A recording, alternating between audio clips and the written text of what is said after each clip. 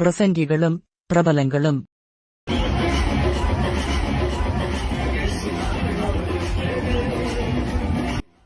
ఆటలు ఇక్కడే ఆడుదా కొని ఆడుదా ఆడుదా కొని ఆడుదా ఆడుదా నాట్యం ఆడుదా.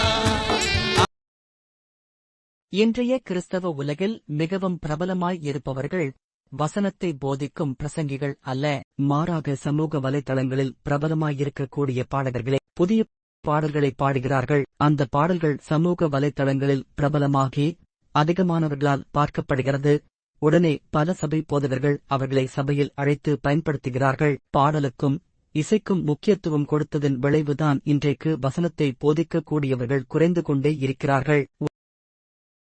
ஒருவர் பாடிய பாடல் மில்லியன் பார்வையாளர்களால் பார்க்கப்பட்டு அதன் மூலமாய் பிரபலமானதால் சபை போதகர்கள் இவர்களை பிரசங்கிக்க அழைக்கிறார்கள். ஒருவரை சபைக்கு அழைத்து பயன்படுவதற்கு வெறும் அவரின் பாடல்கள் பிரபலமாயிருந்தால் போதுமா?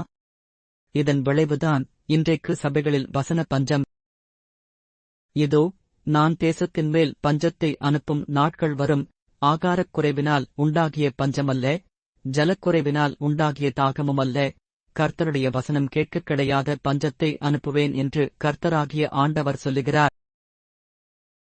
இதுபோன்ற கிறிஸ்தவ விழிப்புணர்வு வீடியோக்களை தொடர்ந்து பார்க்க சப்ஸ்கிரைப் செய்து கொள்ளுங்கள்.